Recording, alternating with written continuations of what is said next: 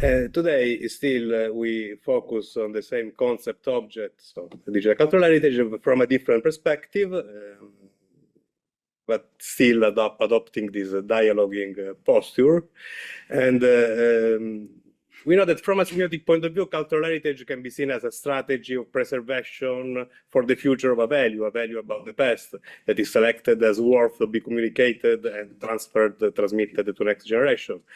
The general question that's orienting this workshop is how the digital changes all the process. Maintain that heritage is not a static thing, but it's a process in motion. And what does it imply, the process of remediation when cultural heritage is involved?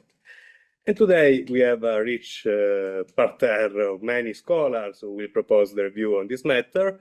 I think without further ado, I would start immediately and leave immediately the floor to the first speaker of today, who is our keynote speaker, because in the last year he has contributed with many rigorous works on this topic, on the topic of digital archives or remediation of documents in digital forms and so on. I'm talking of Matteo Treleani. Matteo Treleani is a semiotician, also a media analyst. He's associate professor in media studies in France at the Université Côte has a PhD in history and semiotics, text and images from Paris Diderot University. He graduated in Bologna, actually. He comes from our master in semiotics in Bologna. He graduated in 2007, and he works specifically on digitization of audiovisual heritage. And this is why we chose him as a keynote speaker for today, because we think he will help us to introduce a very important perspective for this project. So again, without wasting too much time, I'm going to leave the floor immediately to Matteo. Matteo, can you share your screen? And I leave the floor to you. Thank you very much, Francesco, and thank you for your invitation. I'm really happy. And sorry if I can't be there. Yeah, it's a very complicated period. So I'll share my screen. Here it is. So you can see my screen. Yes. Okay, so in this communication, this talk, I'd like to introduce a research paradigm we've set up to study the mediatization of digitized audiovisual heritage. And I would also like to explain the premise of this approach, which means what leads us to work on mediatization and to ask ourselves certain questions about the definition of heritage and digital heritage. And I'll end up with an example from a research project on a topical issue, and the aim is to see how the circulation of heritage of archive material lies at the heart of how the media work today. So the premise of this talk is to look at media content and visual media content more specifically as archive material. So in this first part, I will try to explain what I mean by that and how this could affect a certain definition of heritage. So in 2017, some colleagues in Paris asked me to write a book where we had to find a definition of digital heritage. So obviously I didn't succeed to find a definition because of a first question, which was why should we categorize heritage starting from its substance, when heritage should be essentially something that is defined by the value it is given, instead of depending on material issues. We can see this idea of heritage that is defined by its value in the definition of digital heritage exactly given by UNESCO in 2003, and more specifically by the National Library of Australia, which was demanded by UNESCO to write the guidelines for the preservation of digital heritage in 2003. So here, the idea is that heritage is what is transmitted from one generation to the following one, and the transmission is the primary concept. Preservation is consubstantial to transmission. So we safeguard monuments, for instance, in order to make them present for future generations. So the real goal of heritage is transmission to the future, and preservation is meant to make it possible. So if we follow this idea, there is no place for the substance, the material form of heritage here. It has to be valuable, and if it is, it will be transmitted and thus preserved in different forms and through different ways. The know-how, for instance, can be transmitted through school books, through specialized degrees, and so on. And heritage does not depend on a category which is based on the substance, on the material issues. It depends on its content. We may preserve some website, for instance, and discard the bad ones, which means starting from the value and not from a general category which is defined by a material way. And I think that was what Claudio Paolucci pointed at in 2013 in a very interesting paper about digital archives at that time. So why should we talk about the substance of heritage? So I had a first answer. The materiality of heritage is actually at the heart of its conception. It's an historical situated answer that we can have, what we could call the fear of disappearance. So let's take an example. It's an example of cinema heritage. If you look at the history of cinema heritage, the materialist determination of the need for preservation is clear. With the arrival of sound movies, most of the silent film reels, which by the way were nitrate films, were discarded by producers and distributors. So the year was 1927, and so because of nitrate films, producers thought that films were too dangerous to be preserved. So many famous fires happened during history. Entire deposits of movie reels were destroyed in Paris. And at the end of the 19th century, the most famous one is the fire of the Bazar de la Charité, where 100 women lost their life. So this danger was a real issue. And when movies changed their form, going to sound movies, the old useless films were thus thrown away. What happens then? By the end of the 30s, the main European cinematics had been created. So in front of the risk of losing all the silent movies, there is a resistance that is organized against it, and thus a cinema heritage becomes a reality. So from a chronological point of view, it's clear that the artistic legitimization of cinema, the artistic value of cinema, followed the material need to preserve what was going to disappear. So as is often the case, technology makes underlying social issues visible. It's a symptom. So the change in technical issues shows the interest in defining cinema as an art. So which means that historically preservation becomes preeminent and more important in this case than transmissions. We focus on preservation because of an event, an urgency that demands us to move and take actions. So the example of cinema heritage may explain the complicated polarity between transmission and preservation, and why in Europe we always talk about preservation. A second example is this house. So the house was built in 2007 in the Musée de l'Homme in Paris, in front of the Eiffel Tower and the Trocadero. And at the time, I was an intern during my Erasmus in France. I was an intern at the Musée de l'Homme. So there were Japanese carpenters coming all the way from Japan to build the house. The house was donated to the anthropologist Jean Kobe and comes from the province of Nagano in Japan. So the house was dismantled from Japan and shipped to Paris. It dates from the 19th century.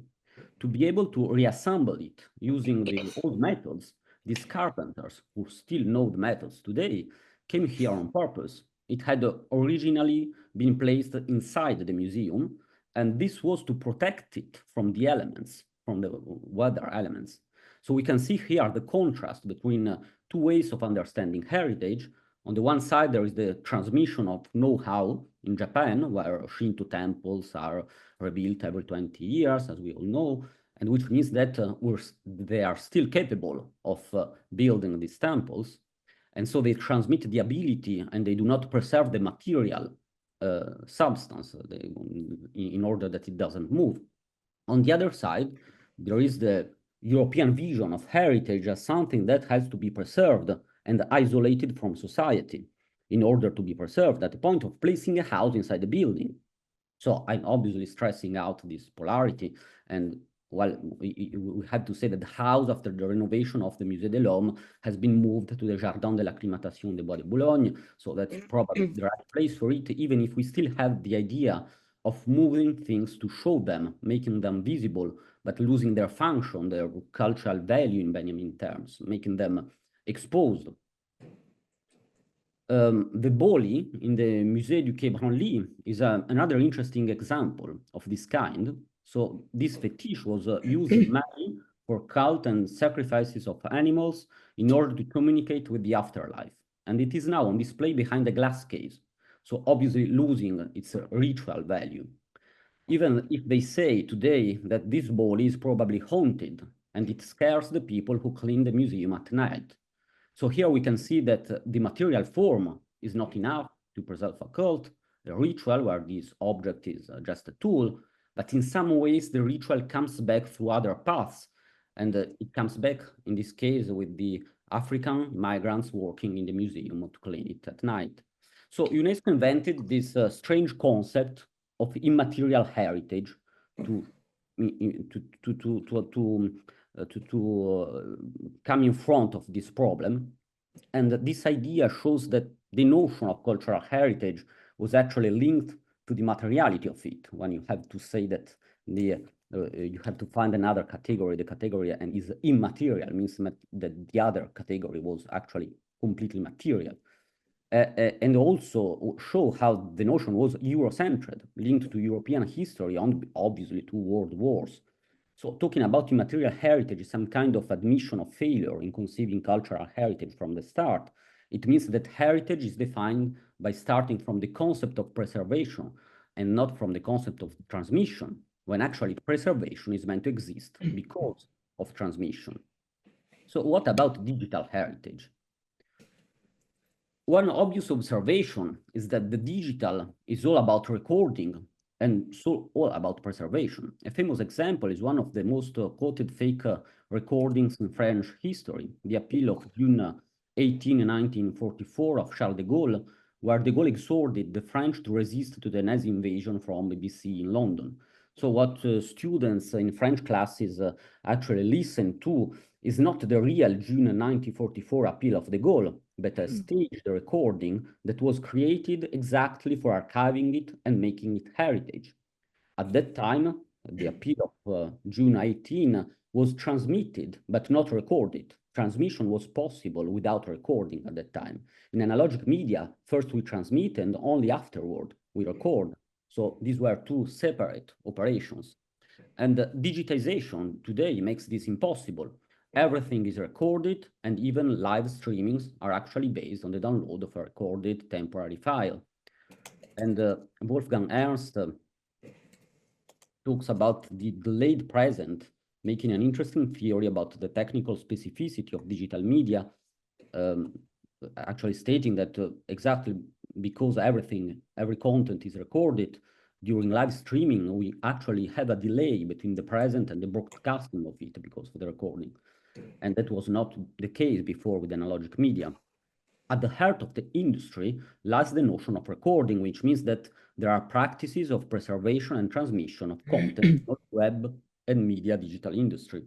They actually rely on it, meaning that instead of working on digital archives, we could actually look at media as archives, because that's what they actually are from that point of view. But the reality is that the digital, we can say that it's only a consequence, not the basis of this recording-based system. What constitutes the recording is the industrial dimension of media. So to go back to the cinema heritage, a famous archivist from Bologna, Gianluca Farinelli, reminds us that film losses disappear with the advent of television.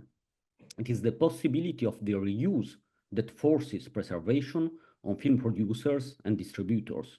No one will ever again throw away something that can be put back into the circuit thanks to television. Recording is about industry and not about the digital. The archive is consubstantial with the media industry in the age of technical reproducibility, and digitization, as most of technical revolution, is an answer to a social need, the answer to the need to record everything. And more than that, the digital form is, as we all know, the worst way to preserve contents. They can disappear in a small amount of time, as the remake of Blade Runner showed us with this idea of a digital blackout. So they had everything on drives, they lost picture files, and bank records. So this idea of blackout is not so fictional as we know. It can probably will happen, and it already did for many companies. It can be because of energy consumption or restrictions, for instance, for data centers that today represent almost 4% of energy consumption in European countries. So just skip one of the migrations that should be done every 4 or 5 years, and we may lose data. So it's pretty clear that we cannot rely on digital mediums to preserve heritage on a long-term basis. Digital media are based on recordings, but these are very short-term recordings that may disappear at any time. And that's why I think digitization invites us to go back to the idea of heritage as transmission from generation to generation, because it's not so reliable on a long-term basis. And there's another point, and we can understand if we think of media as an industry as a whole. Everyone looks at Google as a big archive of documents, and the main difference here between media archives and heritage, obviously, is the difference of value, the difference between an industrial value and a public value. But this value is generated by the repetition. What's actually interesting is the consequence of that. The consequence is that media practices of creation, production, and distribution are made of pre-existing material, and thus archive material. Most of the content that we usually see on television, on YouTube or TikTok are based on reused videos. The digital only actualized and made possible something that was already happening before, especially in the television industry. But the main issue made visible by digitization is the fact that we cannot distinguish mediatized document from a non-mediatized one.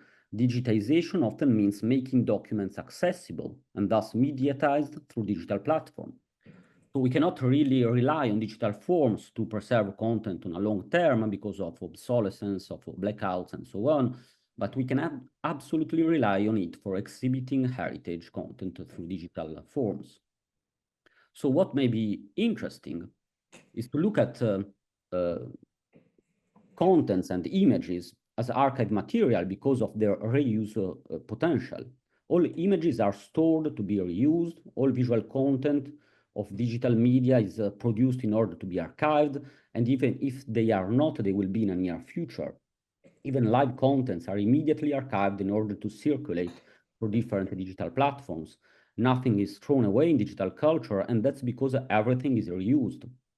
So we can study media as archive, but let's look at images that circulate in them as archived content. This means looking at how they are annotated, for instance, how they are preserved, which means that transmission is structured by these industrial factors. What actually gives value to document is their reuse. Some content are reused and some others are not. So that's the selection, and digital does not record everything. This is a form of digital materialism, if you can call it like that, understanding the ways content circulate and how they are produced and how they are stored and documented in order to be reused. So production today cannot be resumed to the creation or the broadcast of content, but the reuse is at the heart of the digital industry. So I will show some data now, but what is clear today is that digital broadcasting and creation is as never before based on the reuse of pre-existing items. Peter Zendi, lost my file. Okay, Peter Zendi with his notion of economy shows the best representation, I think, of what we could call a form of digital materialism. So economy is a contraction for the idea of economy and icons in order to show how the administration of images, economy as administration. And he states that the images follow paths, tracks in the space of visibility, and the visibility itself is striped, crossed by avenues, impasses, boulevards, and highways. So this means that if we want to understand what will last in the future, what will be transmitted from one generation to the other, we have to understand these material processes that make content transmissible. And there is a last point, is that media content grows on a non-human scale. So images used to be produced and viewed by humans, but today they're primarily viewed by machines because there are too many of them. And that's absolutely not a metaphor. Just if we consider that most of what is archived by web archives, for instance, like the legal deposit of the web at the National Library in France, is actually never consulted. But even if no user open the preserved website, the tools developed by the National Library are trained on this data. So today, artificial intelligence rely on this kind of data, which, just to make a little bit of fun, brings us to the classical Skynet scenario. This scenario haunts every AI-related imagination, the idea that one day AI will find the humans useless and will try to terminate us. But today it is still impossible because AIs still need humans to function, who else would give them new data. So if we consider that AIs are just tools useful to automate some operations, what they're good at is to manage the large amount of data, the complexity of data. They're even made for that. And if before artificial intelligence, it was common to say that we have to forget to remember, today we may say that AI do not need to forget, but they can help us select what we should actually remember. So AI may be seen as some sort of anti-funes. They need to remember everything, which means that they do it at our place. So this image was generated by ChatGPT, obviously. AI is the new mediation between data and humans. That's what Julian Shu analyzes in a very recent paper. And the technical issues deciding which images circulate and which don't may be seriously determined by AIs. But let's go back to more serious things. So all this premise was what brought me to the issue of looking at images as archive materials and thus understanding their circulation through digital media. Media are today a principal factors of patrimonialization because they transmit archive material. So in some ways, the value of content is partly decided by media institutions. And this was one of the roots of this project that I led at the Université Côte and actually ended this summer. The idea was understanding how the media memory of, in this case, the field work was the image of Europe. And the idea was understanding how this media memory is based on the reuse of archive material. And in order to do that, we collected all archive material reused to talk about Europe by Italian and French audiovisual media. So at first data is the fact that 2/3 of the content in television that comes from the legal deposit of television in France, and in the legal deposit of television, 2/3 of the content is made of repetitions. The legal deposit of French television means all the TV channels in France since 1996, 24 hours a day, 7 days on 7. So this means that this content has already been broadcast, and this figure is fairly underestimated for a series of biases due to the data taken into account, which we may explain later if you're interested. So it's actually much more than that. But what is absolutely sure is that at least 2/3 of TV content is made of repetition and thus reused contents, archive materials. And what is repeated? So in the news, what's repeated most often are stock shots. And here you see an example of the composition of two newscasts from the TG5, the main news channel in Italy, in a private news channel in Italy from the company Mediaset, the company held by Berlusconi at the time, with between 75 and 100% of stock shot. Actually, most of what is represented by newscast is made of reused material. So these images come from a variety of sources purchased from news agencies such as Reuters, Associated Press, AFP, ANSA, and so on, from internal archives. But we may say that in the news industry, most of what we see is actually reused material. Now, during the project, we collected the reused stock footage from 6 French and Italian TV channels between 2001 and 2021. And in order to find the reused archive footage, we relied on the documentation of our partner institutions, which were the Institut National de l'Audiovisual, RAI, and Mediaset. So there is a bias linked to the fact that these stock shots only enter our corpus if an INA or RAI documentalist has been able to spot their presence and indicate this in the metadata, which happens, I'd say, 1 time in 4. But in any case, we have a good sample of the presence of archive materials in the national news. And data show a growing presence of documented stock images, so of archive materials in the news. So this is true of for both private and public channels in France and Italy. There are obvious peaks, which can sometimes be explained by collection bias. But what's clear is that there is a clear growing presence of reused over time. There are some explainable differences. For instance, 2020 is the COVID era, and that for about 6 months, archives were not documented and other small bias. But what's clear is the exponential growing presence of archive material. And thanks to some colleagues at INRIA in Sofia Antipolis, we created a visualization platform to access this data. So all the archive were specifically documented and annotated. The platform includes some visualization tools like quantitative tree maps and diachronic tools for observing the temporal distribution of a subject, for instance. So this is a form of distant viewing in the term of Tilton and Arnold, which means that these interpretants in semiotic terms let us look at videos and images without directly watch them. So in this case, we have AIs that help us to work on all these data, even if we don't humanly see them. And well, these are the main events, but what's more interesting is the topic modeling, where you have the main subjects covered by these materials.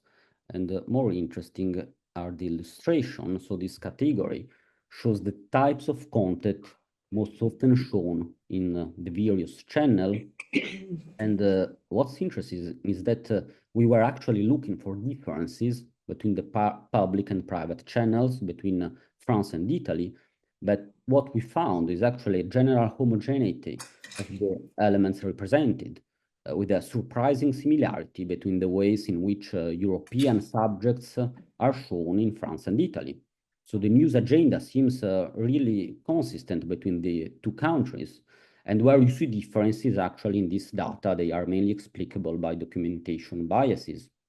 So which also means that the images shown may be the same ones, which means that repetition is an industrial factor that goes beyond borders and actually not only define the way we memorize the past through media, but also impoverishes memory. Because if we rely on the same archives, and if the same documents are constantly reused, the same images will circulate more than anything else. So after this general cartography of our data, we used some video detection tools and AI to find the repetitions among this data, which means repeated contents. and more specifically, the most repeated ones. And we may thus say that the media environment creates some visual forms that we may call visual emblems. So everybody talks about the issue of iconic images or symbolic images. And we found that the notion of emblem seems less confused to indicate a visual form that conventionally represents something, and which it does because of its circulation, so being iconic in the religious sense, cultural value, and being symbolic in a Persian sense.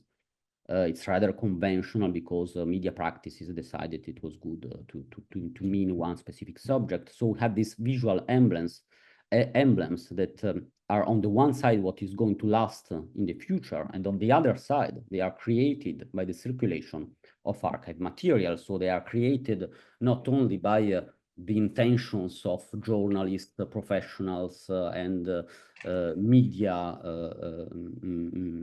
users, but they are created because of material issues, because of the accessibility and technical accessibility of archive material.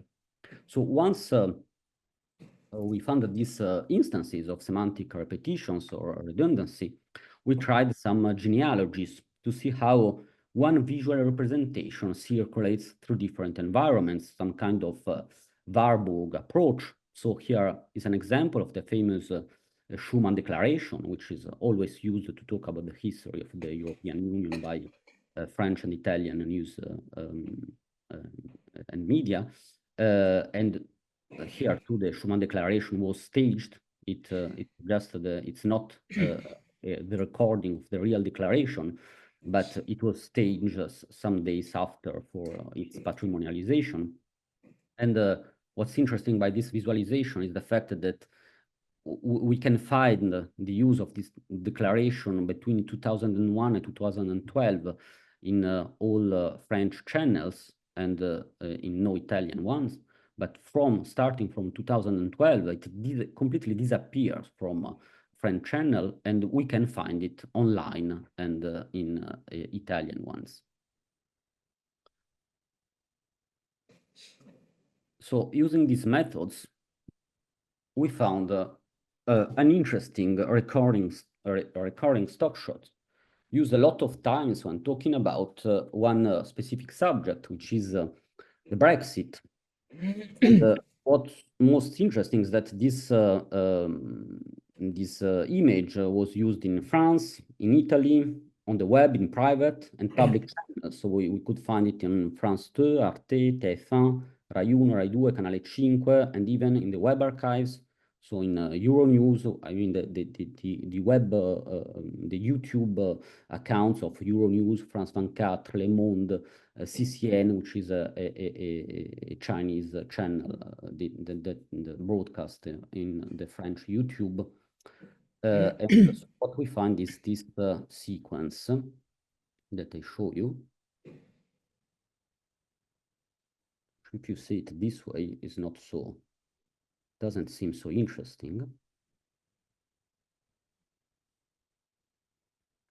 So we have 143 occurrences of this sequence used when we talk about Brexit. So this is the Berlaymont building, which is probably one of the least symbolic among the world's institutions, because there is the rarity criterion is very difficult to apply in this case.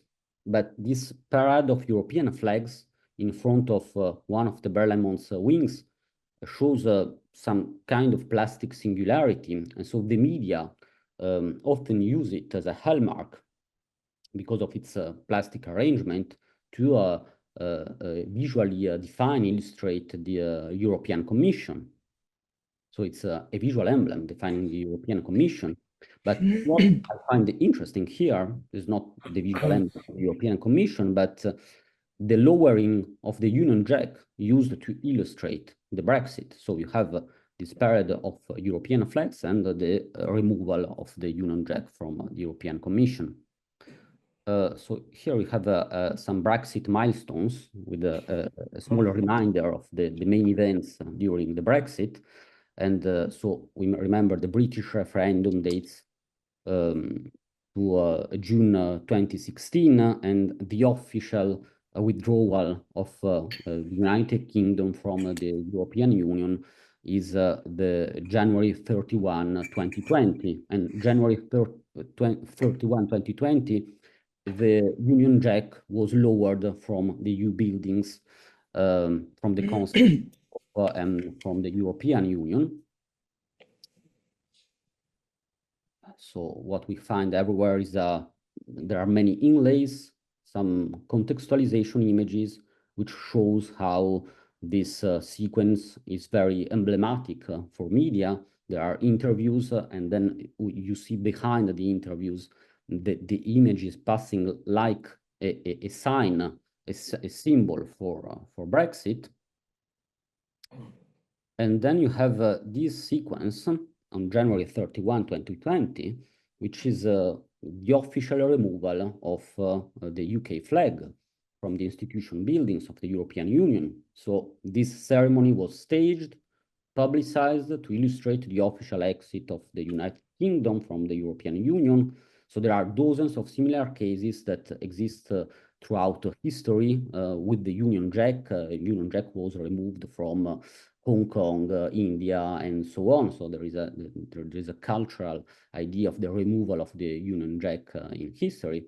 But as you can see here, this official removal is not what we found around French and Italian news channels. So the image that we have is in front of the Berlamont building. And so the stock that we often see is not the official removal, but another one. And the first occurrence dates back to January 2016, which means before the Brexit referendum. And you may all remember that the issue of the referendum was a big surprise for everyone, especially for David Cameron, which means that the visual representation of Brexit was actually circulating in the media before the Brexit. And we found the original image, which may have been shot by Reuters, thanks to Mediaset. So this is the Reuters metadata of this stock shot.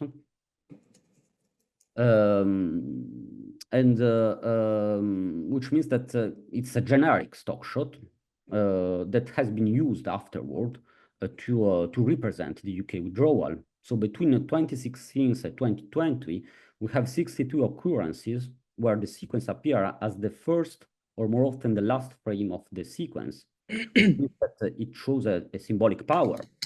They say how we will end, probably with the withdrawal of the UK. So this is a clear example of what Richard Grusin calls premediation. And after the official withdrawal, the sequence is naturalized by the media, which means that it is still used, but in a less emblematic way. The sequence appears within the news, but not at the end of them, and it is often accompanied with the official withdrawal, which means that this sequence, after the official withdrawal, we still have the generic shot and often the two sequences together. So that's how a generic shot becomes the visual emblem of Brexit, and still is. You may still find it when European news recall the series of events about Brexit.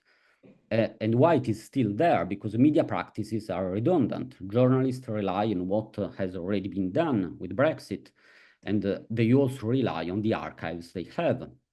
So in this way, a specific generic sequence becomes, in some ways, a specific one. It is used symbolically to show the Brexit. So this was an example of using archive as a paradigm to understand media practices, and at the same time, an example of how the notion of digital heritage is complicated to define if some elements, some issues of the industrial media use are not taken into account. So as a conclusion, we may say that the digital media select actually what to transmit on industrial basis, and that the industry is structured, the audiovisual industry is structured around repetition. So the consequence of this is that the visual memory is impoverished by this circulation. And so if digital media actually are the real, the main institutional factor that selects what to transmit to future generation, well, what we are actually transmitting today is a lot of redundancies. So thank you for your attention.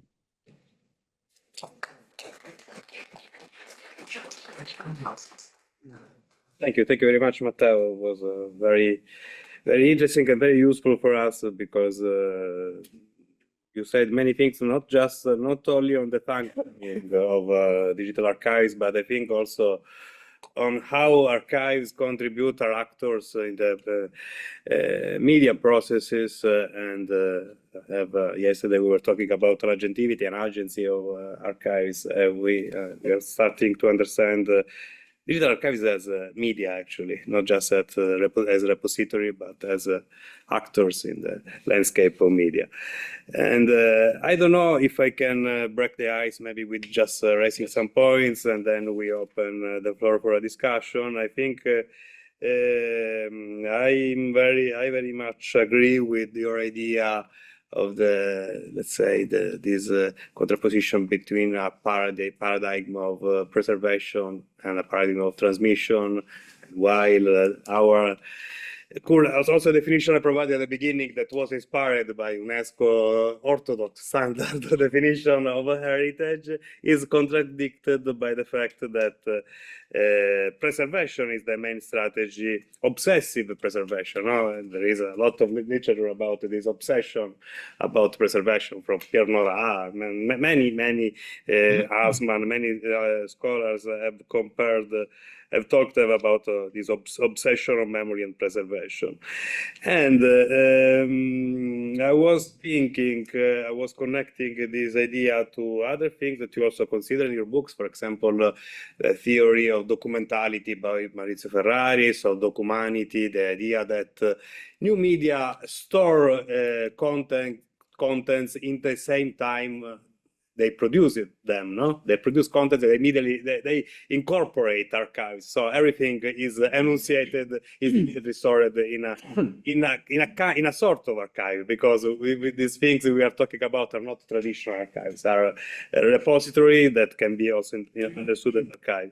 And what these possibility, this documentality, and these new modes of circulation of documents. You talked about visual documents, but we can extend this to documents in general. How these modalities, different modalities, are putting in crisis the idea of traditional archive, the archive model.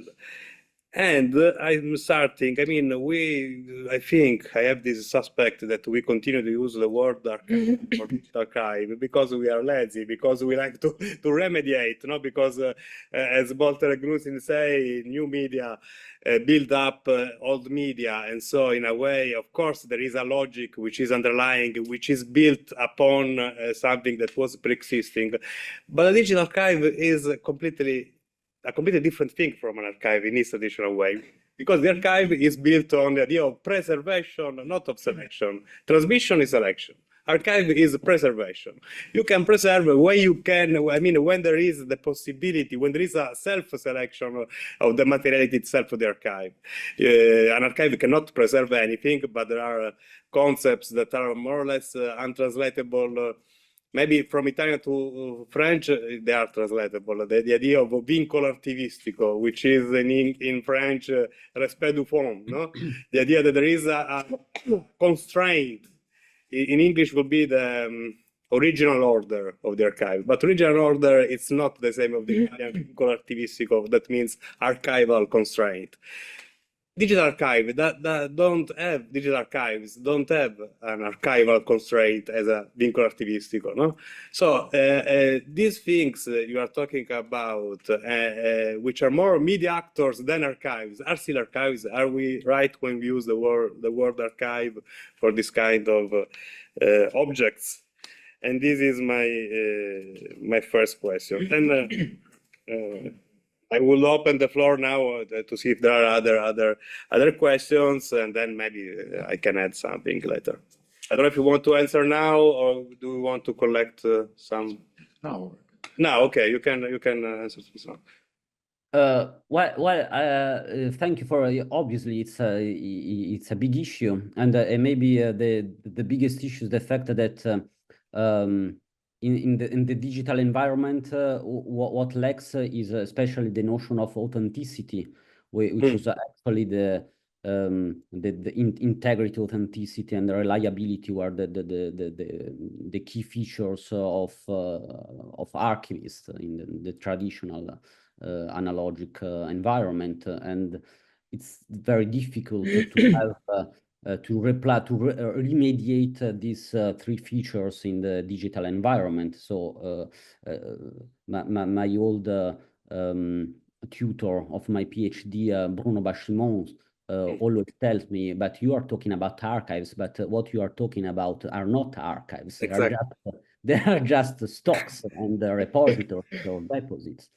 What I think is that there is another definition of archive. There are the definition of a colleague, an archivist, Marianne Chabin, who says that an archive is what is archived. If there are different layers of institutionalization of the practices. So you may have your archives in your at home in your room. There is still some kind of reason behind the archives that you have in your room, but you are still preserving them in order to transmit them. This is my pad. Sorry. Sorry, Matteo, we lost you for a minute in the big screen. Because I wanted to log in to my Zoom, but actually the problem is that one cannot be at the same time in two Zooms. Actually, just a second.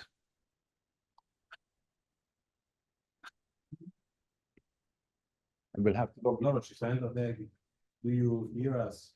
No. But yeah, I hear you. Can you hear us? Yeah. We lost the connection for a second. Marek is reconnecting. So there I see the room. Yeah. So to make it simple, I mean, my answer is that the archive here is not about essentially define if these repositories, if data centers are archives or not. Is to use archive as a paradigm to understand. So I use the archive paradigm as an interpretant to better understand what happens in the digital environment. And I think it's interesting, and why my tutor Bruno Bachimon says that there are differences between repositories and the traditional archives, because he also uses the archive as a paradigm. So I think what is interesting is using it as a paradigm to better understand the problematic context, instead of defining things and saying this is archive, not archive, and so on. So that's the easy answer. Yes, I understand. Thank you. Very convincing. I agree with this position. I don't know if there are any questions. Yes, please. Yeah, thank you. Thank you, Matteo. I'm a great fan of your work, so I was super interested to hear your talk. Yeah, I would of course have several questions, but I try to limit myself to one. I really like the way how you kind of like described the presence of these digital repositories of footage have an impact, a very great impact on the kind of like visions of the world in audiovisual realities. And I was just wondering, how much did you look at or focus on the origins of these footages? So kind of like which sources, for instance, dominated there, and what would be perhaps the reasons for that? I don't know, this Reuters images or footage or something else would be kind of like dominant there. And I was just thinking that one hypothesis could be that if it's kind of like very good metadata, that it's easy to find, that would perhaps lead to many television companies to use particular footage, because just very practical reasons that it would be easy to find, or maybe there are some other reasons, but yeah, thank you. Super interesting. Yeah, thank you very much for this question. Just it's absolutely what we are trying to do, trying to understand the structural elements of images as documents, as records, and how they are annotated and how they are structured and preserved, to see how these structural elements actually influence the vision of the world or of the past that is mediatized through digital media. And so in the case of the Brexit, we actually found what may seem to be the origin of the sequence, which seems to be Reuters, but I'm not sure that it's Reuters, and that's probably January 2016. But what would be interesting would be to look at BBC archives, for instance, to see if there are these sequences are used there also. But I mean there are many factors. So to understand them, we had interviews with media actors and journalists. And especially, there is one person who is a very, very interesting person in Rome. His name is Andrea Scaranari, and Andrea Scaranari is I call him archivist, but he doesn't call him in this way. So he's the person that gives stock shots to the Mediaset news, to TG5. So he actually structures a database of stock shots, and when someone needs some illustrating sequences for Brexit, well, he looks at his database and send these pictures to the newsreels in Milan or in Rome.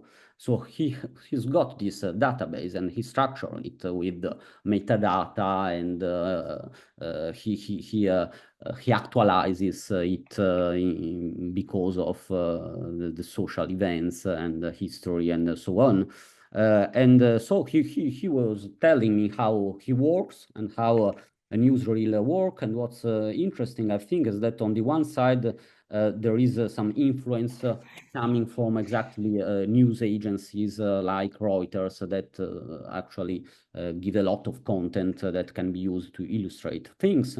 And on the other side, because of the laziness of the media industry production, which has to produce a lot of content in a very fast way. So you have to produce a 1 minute 30 newsreels in 1 hour, something like that. Well, they actually do not look exactly at its content, and so he's the person who decides what is going to be used there. Obviously, he decides basing on what the news agency gave him and the metadata that has been structured. So there are a lot of elements, but what's interesting, I think, is that the archival practice or the repository practice, how you want to call it, actually structures what you see in the news. So we usually think that the news are based on what's going on today and how journalists see the world around us. But sometimes, or there is a very big influence of databases already stored somewhere, and archivists working in these databases, and the metadata work that is the annotation work that is done by them, and many times relying on things that have been shot or annotated even 1 year before. So, but yeah, I mean, you have the answer of the question, but thank you. Yeah, absolutely. That was the idea behind the project. Yes. I have other 2 questions, Annu and Daniela. Yeah, hello, I'm Hanson. I'm out of the camera side, but I'm here. So, thank you very much for the presentation, and gave a lot of ideas to think about. I mean, often consultancy is categorized as technical, Digital includes both material and immaterial. I don't hear anything. With the mic. Okay. You're sitting too far away from the mic. Oh, sorry. Yeah.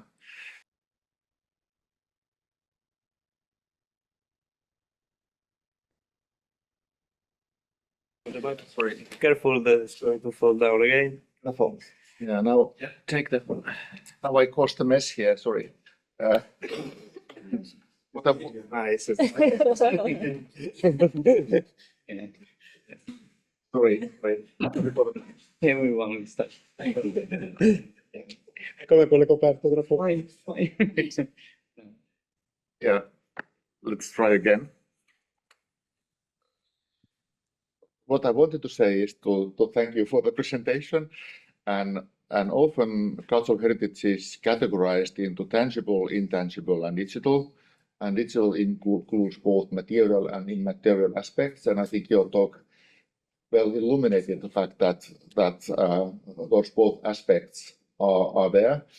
And for example, in your case, if we identify that repository as a site of digital cultural heritage, then it leads to exactly to those conclusions that we have to identify. On the other hand, the content that is transmitted, but also those practices that actually create that circulation, or your very illuminating result that 2/3 of the TV content is repetition. I think it's essential part of the nature of that repository as a digital cultural heritage collection. But I think it's a good reminder for us as well to consider not only digitized content, but also the practices that are always involved in the process of producing the digitized content, but also the practices that are around what we produce. I mean, the prototype, for archive. So I didn't have any questions, but I think there were like all those elements that digital cultural heritage has, both the transmitted content and those practices that we always have there. So both material and immaterial. Yeah, absolutely, absolutely. That was the idea, and even about the data of 2/3 of TV content reuse. It's actually really more than that, because there are some biases because the software, the AI that finds repetition, redundancies, is based on sequences of at least 7 seconds. So 7 seconds is a lot in the TV industry, which means several frames, you know. So it's really it must be something like 80% and then even more of reused material. I think that actually what we see, and that's only about TV. So just think about YouTube and TikTok is even more than that. So actually there is an amount of redundancies that it's unbelievable. Yeah. Daniele. Yes, Daniele Monticelli from Tallinn University. Thank you very much. It was very interesting for me. I wanted to ask one question to you, Matteo, and one to actually Francesco about Vincolo. I was listening to this. I really like this idea of emblematization and naturalization. So it reminded a bit of Roland Barthes' idea of mythology. So that's what happens with a myth, so to say, the picture is transformed into some kind of myth. But what I was thinking about is that you talked about the selection, which is done by the editorials or boards of televisions or newspapers, but I think there is already a previous, so a pre-selection done by because clearly the lowering of UK flag was staged by the European Commission, or it was staged by the communication department, PR department of the European Commission. So that they already calculated the fact that this can become an emblem and be naturalized. So that and the media is so lazy, as you were saying, that there is no critical approach, but they just buy the images that are staged by institutions. These of course are very big raises big issues about the ideological aspect of this selection. And to Francesco, I'm not sure I understood well what a vincolo archivistico is, but why do you think that in digital archives there is no vincolo? So as I understand it, you have metadata, for instance, you cannot search everything. So you have to, you are kind of constrained by the way in which the digital archive has been produced. And so that there are many things which are probably invisible and unreachable also in the digital archive.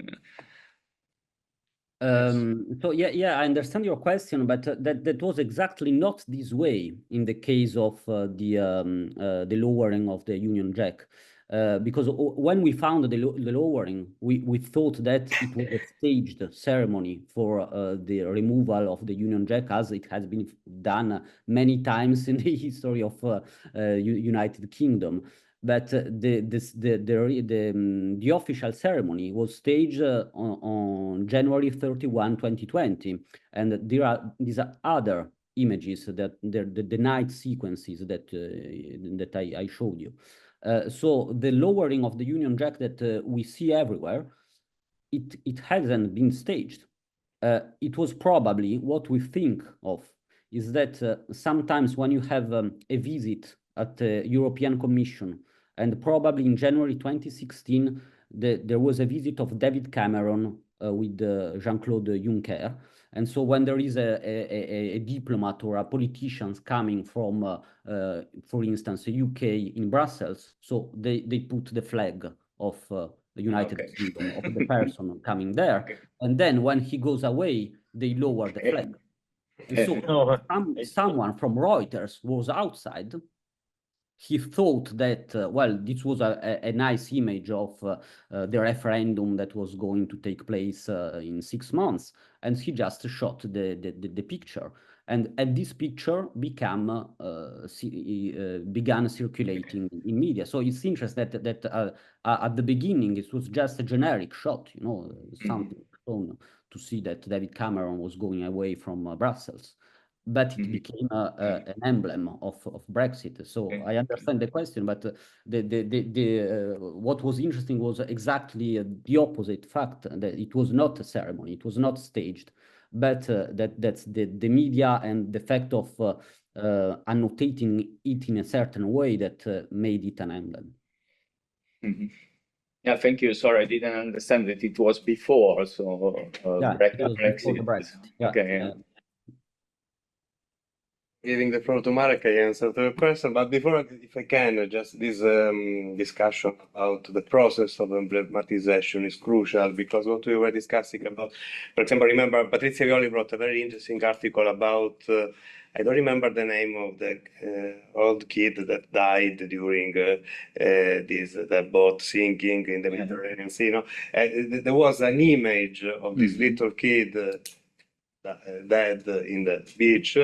There were hundreds and hundreds of people, but Island, exactly. Sorry, I didn't remember the name. The name was distorted. It was not the real name. They actually yes, it was transliterated in a strange way.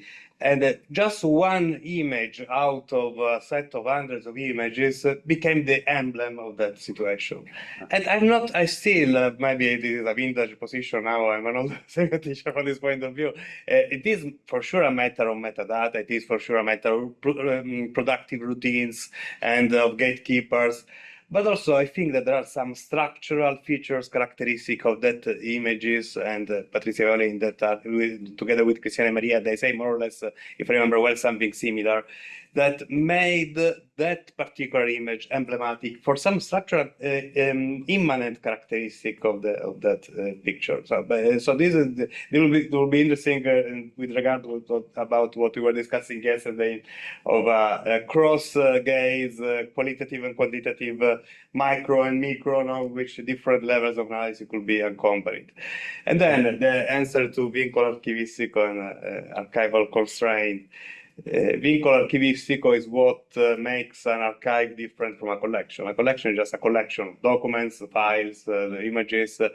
An archive is what is the relation that links all together all the documents, because there is a constraint. There is a terminology. This vincolo, this constraint should be natural, non-voluntary. So it's not the subject that wants those documents to be in, but if there is a correspondence, also the documents produced by the other subject are part of the archive. That means that I cannot touch anything in the internal relation of this archive. What is? I mean, this is a question. Something I'm reflecting on. I don't have an answer. What is the future of this notion in digital archives as they are implemented in many other platforms that are not natively born as archives? No, this is why I'm asking that. But probably the answer Bashimon was telling you the possible answer. There is a difference between repositories, collections, archives, and an archive for an archivist is something different from what we mean. And on this position, I agree with Matteo when he says that we are more interested in the logic of archiving rather than the archive as an institution. So this is something I'm reflecting on. Marek wanted to ask something. Yeah, first, many thanks, Matteo. It's very nice to have this live discussion after having read quite a lot of your stuff. Actually, I wanted to continue with this idea of logic of the archive, and on this idea of archive more about transmission than about preservation. I mean, the digital archive. But like a couple of points or comments, what we might tend to forget sometimes that archives are not only, I mean, the traditional archives are not only about transmission, but also about deletion, about deleting materials, and about forgetting in this sense. And I think then from this perspective, the digital archive might still actually mark a new tendency toward preservation, because in the digital archives you don't have to delete anything, because you don't need any I mean, you need certain kind of servers or storage space, but nevertheless this basic idea of archive as both preserving and deleting is not working anymore. So there's a different logic of digital archive. But then on the other hand, I would also argue that digital archive is not only about transmission, but also about enrichment, in the sense that, and this is a bit in the spirit of the comment of Hannu, that also by transmitting digitally, we create something new. We create metadata, we add annotations, we find patterns, we add accessibility, we might add automatic transcriptions, etc. So it's a kind of enriched transmission. So maybe these kind of small additions to this very logic of the workings of digital archive. I don't know whether you would like to react on these points. Yes, thank you very much for this question. I think that I mean, the idea that there is no, so there are two elements. On the one side, the idea that in the digital environment there is no forgetting. So I'm not sure it's so true, because of this issue of the fact that digital archives are very short-term based archives. So we may lose everything on the contrary. But that's something different than deleting. Then it's like an accident. It's accident. But I mean, on the other side, there is the fact that having digital methods to look at archives, we probably do not need to delete because what's going to happen is that you have exactly as you say, there are enrichments, and actually what you access is a layer of the archive that has already been enriched and valorized, and that's what you look at. So you may have a layer, a mediating layer, which is made by digital methods, by AIs today, for instance, that look at archives for us. So we do not need to forget anymore because someone is doing the work for us. But how are they doing this work? That's the issue, I think. So with what perspectives and intentions. But I think that today the fact is that we need a lot of data. So data are essential. The fact of having a lot of data is important for AIs. So they are trained on data. And AIs do not need to forget. On the contrary, they need to remember a lot of things. And AIs are mediating our memory today because through AIs we access these big databases. So I think that memory is actually, I mean, a version of digital heritage is mediated by these digital methods like AIs and so on. Okay, I think we have time for the last question. I think Anna Maria has raised her hand. Anna, can you open your? Thank you. Yes, thank you, Francesco. Just a quick reaction and question to Matteo. Do you think it's possible to to think to archives without considering the model reader in a way of the archives, in the sense that also in relation to the point made by Marek of deletion, which is something very important for me. I think that we could speak in just in abstract terms, for example, of the transmission. I was very in line with you about the first polarization you put on the table, and the fact that we are more focused on preservation and not on transmission, not enough. But this has to do also with a community of memory, and I work on the category of posterity, which likes to choose to be the addressee of that archive. I don't know if I agree. It's obviously an important issue that I mean, I have a posture. I just look at what is. So I agree with you that there is an issue, and like Marek was saying, there is the issue of enrichment. So that was all the point. What is transmitted is actually what is enriched in all these processes, and what is enriched is actually transmitted, because what we preserve may disappear tomorrow. So it's not, and even if it's preserved, well, if it's not enriched, it's not annotated, it's like not having it. So it's all about a layer that is actually circulates in society, in media, and it's transmitted. And so my posture is looking at what is transmitted, and how it is transmitted, and why it is transmitted, and why things circulate and come from archives, because they are actually annotated in a certain way, and so on. So if we look at the institution and how the institution work, well, that's another issue, and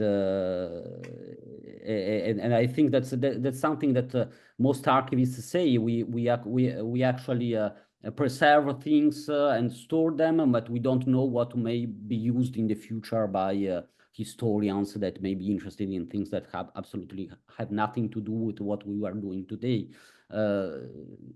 yeah, so I think yeah, it's a big issue, and in my work, I think my position is just to look at how things work and how things are how media actually are involved in this process of valorizing. And I mean, when media act as an actor or a memory actor, they delete, they select, and they enrich things in a certain way. And so that's where you have forgetting and putting away some elements instead of others. So I think, I mean, it's not an answer, but I agree with it. Thank you. Thank you very much. Thank you for your keynote lecture. It was really thought-provoking. So we thank Matteo with a round of applause again.